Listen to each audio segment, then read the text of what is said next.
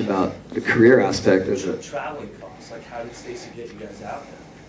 I don't know.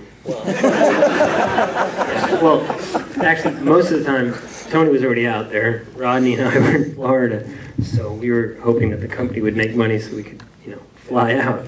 But I remember times where we would get to fly out, but then Lance and I were on a bus for 24 hours to get to Nebraska. Together? Yes. Just to, that's what you had to do. And then just as all of us had to, not so much Rodney because he had, that ground was set for him at that time. But Tony and I, we had to find places to skate or make places to skate. When I first opened my shop, I could go skate all these other guys' ramps because I was who I was. But my customers at the shop, no way would they be allowed to.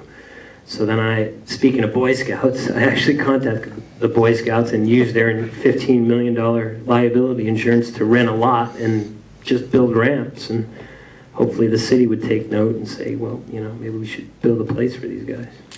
Yeah.